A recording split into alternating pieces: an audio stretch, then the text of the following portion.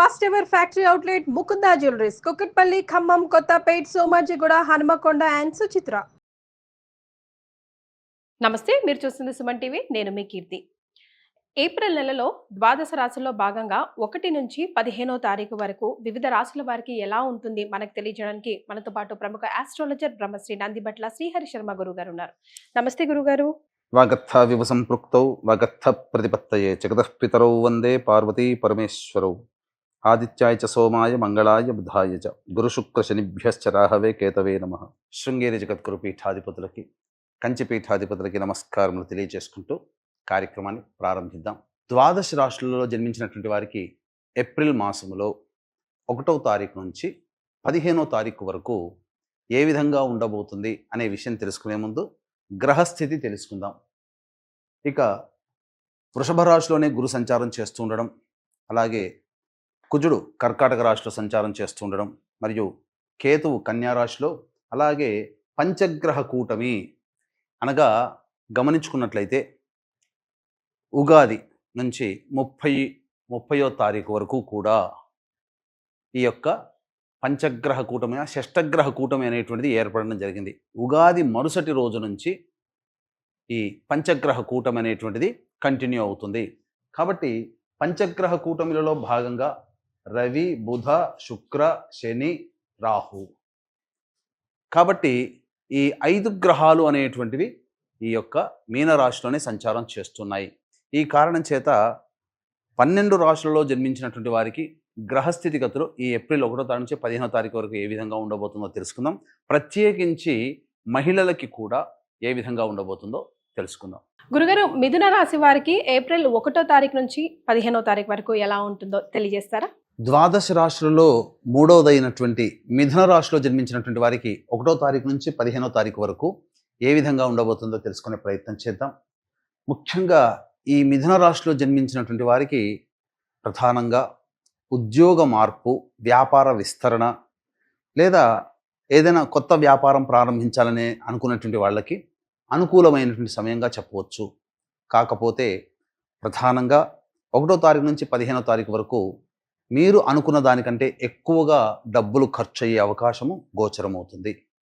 ఇక ముఖ్యంగా దశమ స్థానంలో ఉన్నటువంటి శుభ అశుభ గ్రహాల యొక్క ప్రభావం వలన మిశ్రమమైనటువంటి ఫలితాలు పొందుతారు.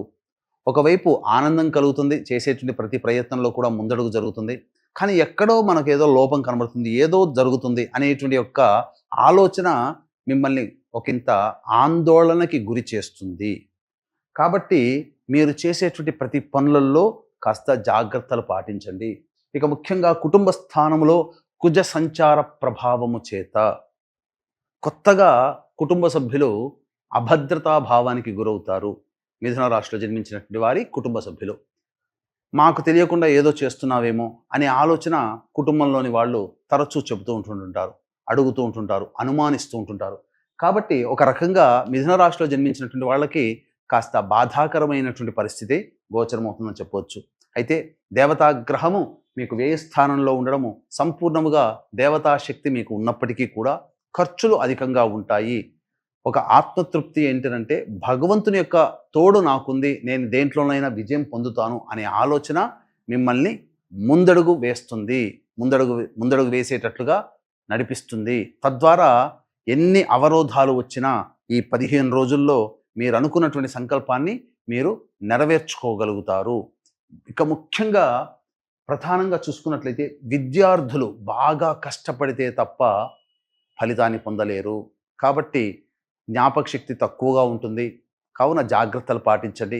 ఎగ్జామ్స్ పీరియడ్ కాబట్టి ఎక్కువగా శ్రద్ధ పెట్టే ప్రయత్నం చేయండి.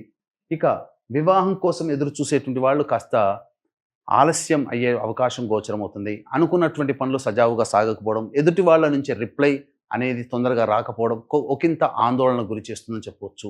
డబ్బుల విషయంలో జాగ్రత్తలు పాటించండి. ప్రధానంగా కుజుడు స్తంభించి ఉన్నటువంటి కారణం చేత కొంత ఇబ్బందికర పరిస్థితులు అనేటువంటివి ఎదురవుతాయి. కావున ధనపరంగా ఎటువంటి అగ్రిమెంట్లు కానీ, లేకపోతే జామీన్గా ఉండడం కానీ, గ్యారంటీగా ఉండడం కానీ చెయ్యకండి. ఇది మిథున రాశిలో జన్మించినటువంటి వారికి చెప్పబడేటువంటి సూచన. కాకపోతే ఉద్యోగం మార్పు చెందాలని అనుకునేటువంటి వాళ్ళకి మాత్రం అద్భుతంగా ఉంటుంది. కొత్త ఉద్యోగంలో నిరుద్యోగస్తులకి ఉద్యోగం లభించి తీరుతుందని చెప్పవచ్చు. ఓకే. సో మరి ముఖ్యంగా మహిళలకి మరి ఏప్రిల్ 1వ తారీఖు నుంచి 15వ తారీఖు వరకు ఎలా ఉంటుందండి? ఇక గమనించుకున్నట్లయితే 1వ తారీఖు నుంచి 15వ తారీఖు వరకు ఈ మిథున రాశిలో జన్మించినటువంటి వారికి ఏ విధంగా ఉండబోతుందో తెలుసుకుందాం. 1వ తారీఖు రోజున అన్ని రంగాలలో ఉన్నటువంటి వాళ్ళకి అన్ని విధాలుగా లాభదాయకంగా ఉంటుంది, సంతోషంగా ఉంటారు, హ్యాపీగా జీవితాన్ని గడుపుతారు, ఖర్చులకి మించినటువంటి ఆదాయం, డబ్బు చేతికి అందడం, ఆనందంగా ఉంటారు. ఇక 2, 3 తారీఖుల్లో గనక చూసుకున్నట్లయితే ఖర్చులు అధికంగా ఉండబోతున్నాయి. ప్రధానంగా వృధా కాలయాపన జరుగుతుంది. అజీర్తితో బాధపడే అవకాశాలు గోచరమవుతున్నాయి. అంటే ఇండైజేషన్, సమయానికి తిండి లేకపోవడం. అలాగే మానసికమైనటువంటి ఆందోళన అధికంగా ఉంటుంది. పెద్దల ఆగ్రహానికి గురవుతారు.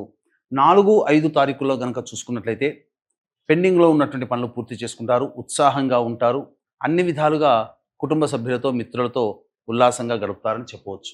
ఇక 6, 7, 8 తారీఖుల్లో గనక చూసుకున్నట్లయితే కుజగ్రహ ప్రభావము, ఈ కారణం చేత మీలో మీకు తెలియని కోపము ఎక్కువగా కనిపిస్తుంది. తద్వారా చిన్న విషయాన్ని కూడా ఎక్కువగా సెన్సిటివ్గా మారిపోతారు. కుటుంబ సభ్యులతో వాగ్వివాదాలు జరుగుతాయి, ధన నష్టము జరుగుతుంది. మీరు ఏదైతే రాని బాకీల కోసం ఎదురు చూస్తుంటారో ఇక అక్కడి నుంచి సమాధానం ఇక దొరకదేమో అనే దిగ్భ్రాంతిలోకి గురి అవుతారు. ముఖ్యంగా డబ్బులు 6, 7, 8 తారీఖుల్లో మొహమాటానికి పోయినా కానీ ఎవ్వరికీ అప్పుగా ఇవ్వకండి, అవి తిరిగి మీకు రావు. ఇక 7, 9, 10వ తారీఖుల్లో కనుక చూసుకున్నట్లయితే ఇతరుల సహాయ సహకారాలతో మీకున్నటువంటి పనులన్నీ పూర్తి చేసుకుంటారు. ముఖ్యంగా పాత వ్యక్తుల యొక్క పరిచయ ప్రభావం మళ్ళీ కలుగుతుంది. అంతేకాకుండా ఈ సంబంధించినటువంటి ధనము అనేటువంటిది మీకు సరిగ్గా చేకూరుతుంది. ఖర్చులన్నీ కూడా వెళ్ళదీసుకుంటారు, ఆనందంగా గడుపుతారని చెప్పవచ్చు.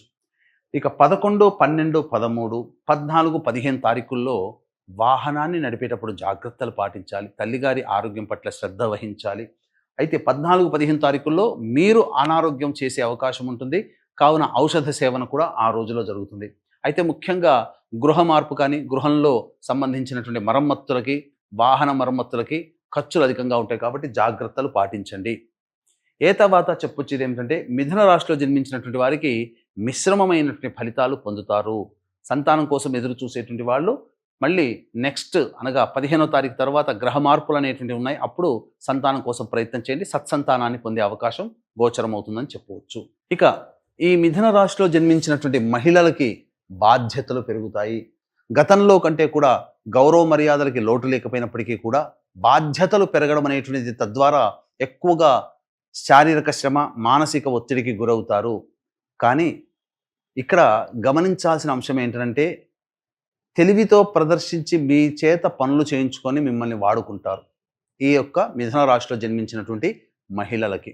కాబట్టి మీతో ఎవరు మంచిగా ఉంటున్నారు అనేటువంటి విషయంలో కాస్త 1కి 2 సార్లు ఆలోచించి వాళ్ళకి ఏదైనా హెల్ప్ చేయండి. అయితే బ్యూటీ పార్లర్ రంగంలో ఉన్నటువంటి, లేడీ గార్మెంట్స్ రంగంలో ఉన్నటువంటి వాళ్ళు కాస్త అనుకున్న దానికంటే ఎక్కువగా ఖర్చులు పెరగడం వల్ల వ్యాపార విస్తరణకి చేయాలని అనుకుంటారు, కానీ అన్నీ దగ్గర దాకా వచ్చి వెనక్కి వెళ్ళిపోతాయి. రెడీమేడ్ గార్మెంట్స్ కానీ, లేడీస్ టైలర్స్ కానీ, ఇలా ఈ యొక్క వృత్తిలో ఉన్నటువంటి వాళ్ళు, ముఖ్యంగా గృహిణులకి ఎక్కువగా కుటుంబ సభ్యులతో సమయాన్ని కేటాయించలేనటువంటి పరిస్థితి. ఇంకా చెప్పాలి అని అంటే కుజగ్రహ ప్రభావం చేత గతంలో కంటే ఈ 1వ తారీఖు తర్వాత కుజగ్రహ ప్రభావం కుటుంబ సభ్యుల మీద అనవసరమంగా నోరు పారేసుకుంటారు, చికాకుతో కుటుంబ సభ్యులతో మాట్లాడుతుంటారు. ఈ మార్పు మీలో కుజగ్రహ ప్రభావం కనబడుతుంది. కాబట్టి దేవతా అనుగ్రహాన్ని పొందే ప్రయత్నం చేయండి. ఇక ఈ యొక్క సంబంధించినటువంటి మిథున రాశిలో జన్మించినటువంటి వారికి ప్రధానంగా దేవతా అనుగ్రహం సంపూర్ణంగా ఉండాలి. కావున ఈ సంబంధించినటువంటి ఏప్రిల్ 18వ తారీఖు రోజున కాలభైరుని యొక్క అనుజ్ఞ మేర కాశీక్షేత్రములో మీ యొక్క సంకల్పం నెరవేరడం కోసం సంకల్ప సిద్ధి హోమాలు, మరియు మీ జాతకరీత్యా ఉన్నటువంటి దోషాలు తొలగిపోవడం కోసం సర్వదోష నివారణ పూజలు, హోమాలు అనేటువంటివి సంవత్సరం పాటు ఒక్కొక్క పుణ్యక్షేత్రంలో చేయించడం జరుగుతుంది. కాబట్టి అవకాశం ఉన్న వాళ్ళు ఈ యొక్క కార్యక్రమ తదనంతరం కాంటాక్ట్ చేసి మీ గోత్రనామాదులు నమోదు చేసుకోవచ్చు. మరీ ముఖ్యంగా ఈ మిథున రాశిలో జన్మించినటువంటి వాళ్ళు సుబ్రహ్మణ్య స్తోత్ర పారాయణం, సుబ్రహ్మణ్య అర్చన, అభిషేకాదులు జరుపుకుంటే చాలా మటుకు సమస్యలు కంట్రోల్లో ఉంటాయని చెప్పవచ్చు. చాలా సంతోషం గురుగారు. మిథున రాశి వారికి ఏప్రిల్ 1 నుంచి 15వ తారీఖు వరకు ఎలా ఉంటుందో తెలియజేయడంతో పాటుగా చక్కటి పరిహారాలను కూడా సూచించారు. ధన్యవాదాలు. సర్వం శ్రీ ఉమామహేశ్వర పరబ్రహ్మార్పణమస్తు.